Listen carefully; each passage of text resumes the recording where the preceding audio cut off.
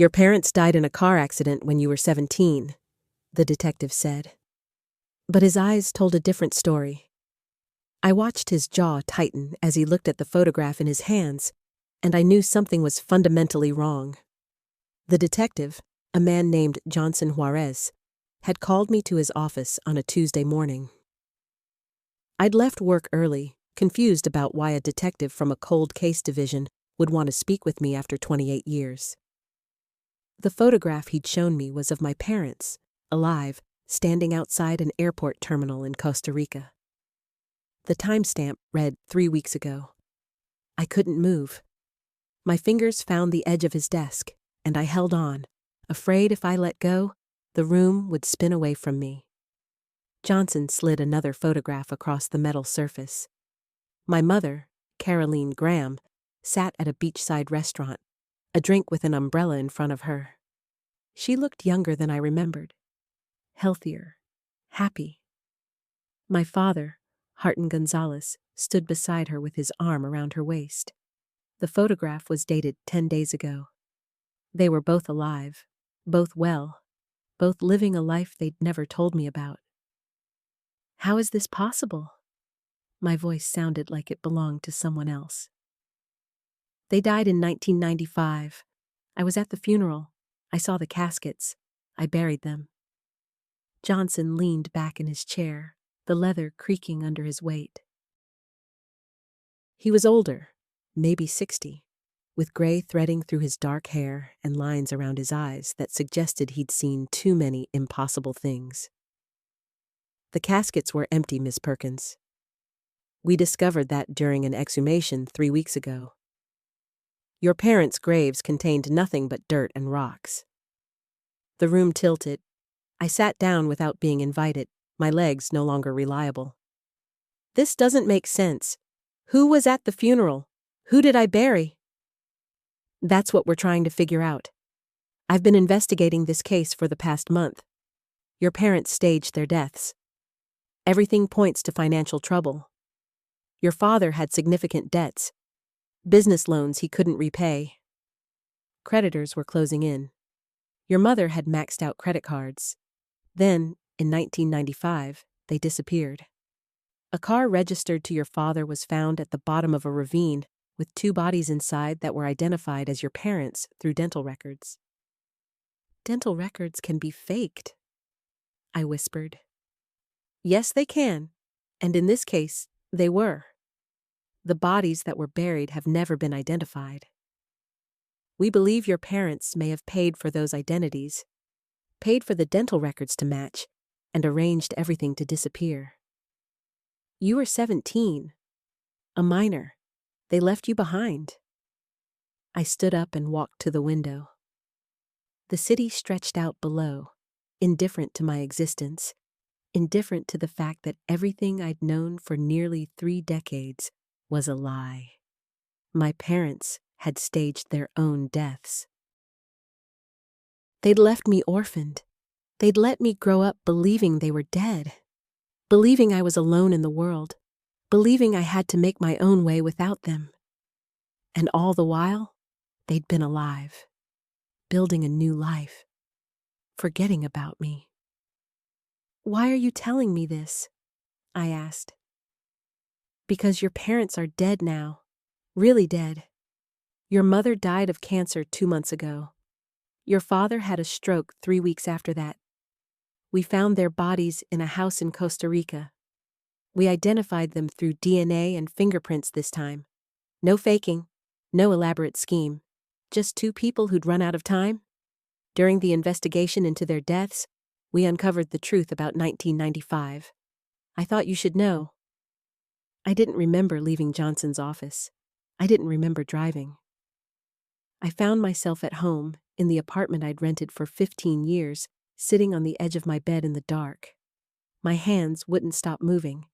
I kept turning my wedding ring around and around on my finger, the gold catching what little light came through the window from the street below. My parents were dead. Again. But this time, they were really dead. And I'd never see them, never confront them, never ask them why they'd chosen to leave me behind. never understand how they could have done something so cruel, so final, so absolute. I'd spent 28 years believing my parents had been taken from me by accident. A tragedy. A random moment where they'd been driving in the wrong place at the wrong time. I'd grieved them. I'd built my life around that grief. I'd become an independent person because I had to be. I'd never relied on anyone because I'd learned early that people could be taken away without warning. I'd married Patiel Pena when I was 23, a man who understood my need for control, my inability to fully trust, my constant fear of abandonment. But it wasn't an accident. It was a choice. My parents had chosen to disappear. They'd chosen to leave me. They'd chosen to build a new life without me, knowing I would believe them dead, knowing I would suffer, knowing I would have to figure out how to survive on my own. I called Patiel. He answered on the third ring, his voice tight with irritation. He was in a meeting, he said. Could this wait? I told him I needed him to come home. He said he'd be there in an hour. I waited for him on the couch, my body rigid, my mind cycling through the same impossible thoughts over and over. When Patiel arrived, he found me exactly where I'd left myself. He sat beside me and I told him everything. I watched his face as I spoke, waiting for the shock, the disbelief, the empathy. Instead, I saw something else. I saw calculation. I saw the moment he began to understand the implications. I saw him realize that my parents' estate, if they'd had one, might now be mine. I saw him wonder about money. This is incredible, he said, but his tone suggested he meant it in a different way than the word usually implies. You're going to inherit their property, their bank accounts, everything. They left me, I said. They chose to disappear. They chose to let me believe they were dead. But they're gone now, and you're their only child. You're going to be wealthy, Cora. I looked at my husband, and something inside me shifted. I'd married him because I thought we understood each other. But we didn't. He saw opportunity where I saw betrayal. He saw money where I saw loss. We were strangers who'd been living in the same house, and I'd only just realized it. The investigation continued over the next several weeks. Johnson kept me informed, sending me documents, photographs, bank statements. My parents had indeed staged their deaths to escape debt. They'd used money they didn't have to pay for fake identities, for the bodies of 2 people who died in a hospital and whose families had agreed to sell them to my parents' associates. They'd arranged everything with precision and cruelty, and then they'd left me behind to deal with the consequences.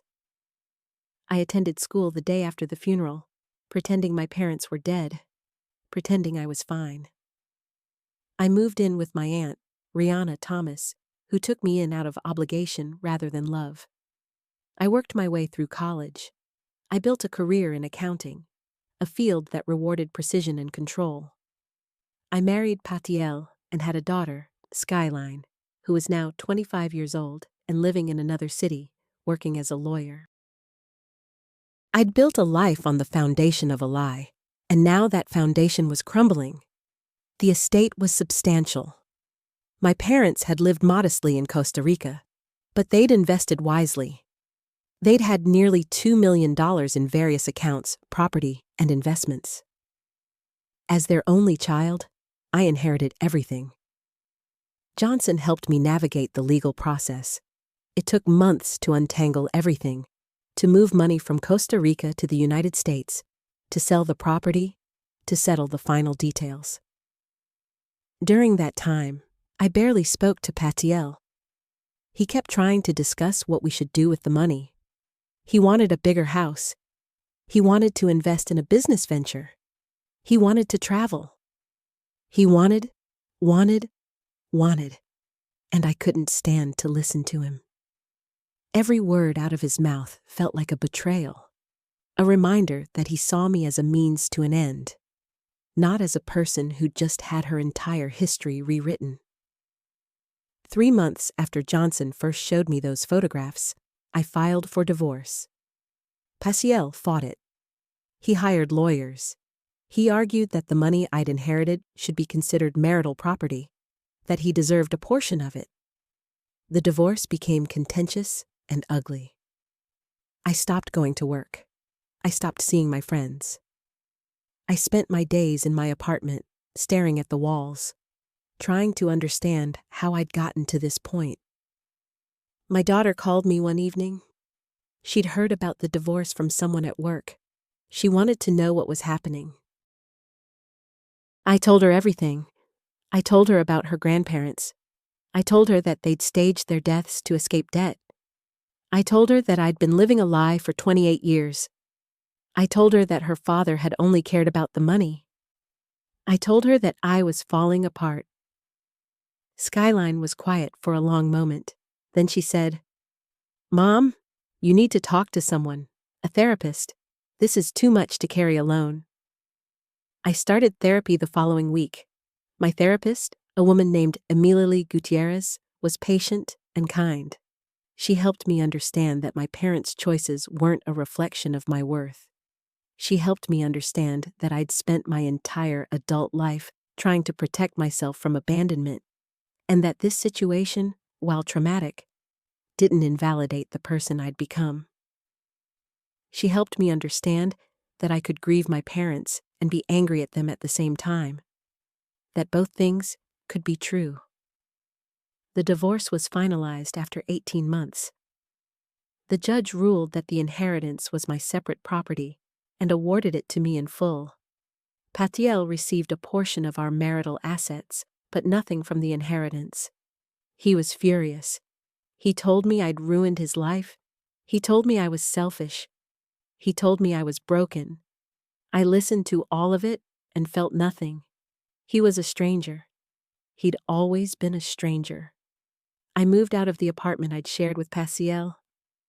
I rented a small house in a different neighborhood, a place where I could start over. I went back to work, but I took a position at a smaller firm where I could work part-time and have more flexibility. I started volunteering at a women's shelter, helping other people navigate financial abuse and abandonment. I found that helping others gave me purpose, gave me a reason to get out of bed in the morning. 2 years after the detective first showed me those photographs, I attended my daughter's wedding. Skyline had married a kind man named Joniel Lee, and they were building a life together. I watched my daughter walk down the aisle, and I thought about my parents. I thought about the choice they'd made to leave me.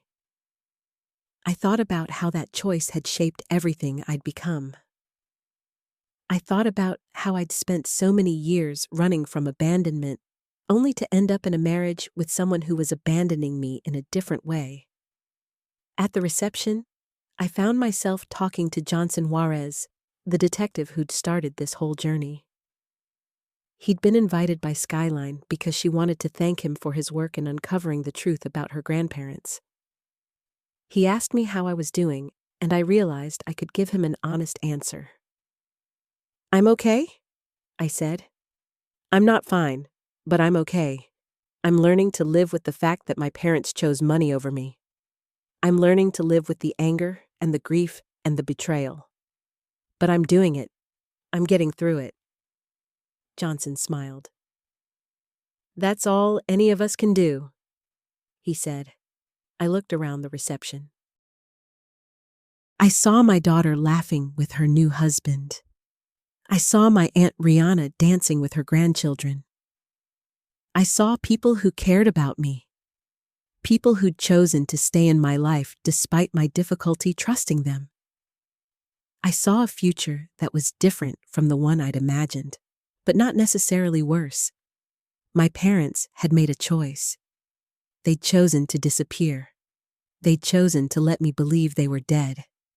They'd chosen to build a new life without me. But I'd made choices too. I'd chosen to survive. I'd chosen to build a career. I'd chosen to have a daughter and raise her with love and honesty. I'd chosen to end a marriage that wasn't serving me. I'd chosen to help other people who'd experienced abandonment and betrayal. Their choice didn't define me. My choice did. In the months that followed, I used my inheritance to establish a foundation that helped young people who'd experienced sudden loss navigate the financial and emotional aftermath. I worked with Johnson to create educational programs about financial fraud and identity theft. I became an advocate for people who'd been left behind by family members, who'd been abandoned and betrayed. I also made peace with my anger. I stopped trying to understand why my parents had made the choice they did. I stopped trying to justify it or excuse it. I simply accepted that they'd done it, that it had hurt me, and that I'd survived it. I'd become a stronger person because of it. I'd become more empathetic, more aware of the ways that people hurt each other, more committed to honesty and integrity in my own relationships. One day, about 3 years after Johnson first showed me those photographs, I received a letter. It was from a lawyer in Costa Rica. Inside was a letter that my father had written to me, sealed and dated the day before he died. I opened it with shaking hands. The letter was short. My father apologized for what he'd done. He explained that he'd been desperate, that he'd made a terrible choice, that he'd spent every day since regretting it. He told me that he'd tried to contact me several times over the years, but he'd been too afraid. He told me that he'd watched my life from a distance, that he'd been proud of the person I'd become. He told me that he was sorry. He told me that he loved me. I read the letter 3 times. Then I put it away. I didn't know what to do with it. I didn't know if I could forgive him. I didn't know if his apology changed anything, but I knew that I could acknowledge it. I could accept that he'd felt remorse. I could accept that he'd loved me, even though his love hadn't been enough to make him stay. I kept the letter in a drawer in my nightstand. Sometimes I took it out and read it again. Sometimes I cried. Sometimes I felt angry all over again. But mostly, I felt sad. Sad for my father, who'd spent his life running from his mistakes.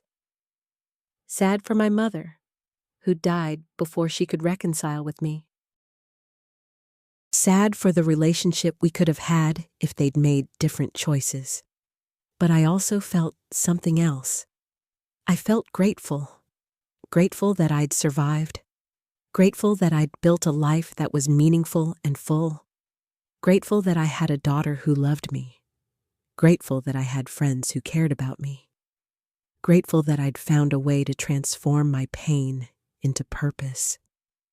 Today, I'm 53 years old. I've been divorced for 5 years. I've been working with my foundation for 3 years. I've helped hundreds of people navigate abandonment and betrayal. I've learned to trust again, slowly and carefully. I've learned to love myself in a way I never did before. I've learned that my parents' choice didn't define me, that their abandonment didn't make me unworthy of love, that their betrayal didn't make me broken. I think about my parents sometimes. I think about the life they could have had if they'd made different choices. I think about the relationship we could have had. But mostly, I think about the life I have now. I think about the person I've become. I think about the difference I'm making in other people's lives. And I'm at peace with it. My parents staged their deaths to escape debt. They left me orphaned. They built a new life without me. But they didn't get to define my life. I did. And I chose to make it matter. If you've experienced abandonment or betrayal, please know that you're not alone. Reach out to someone you trust today.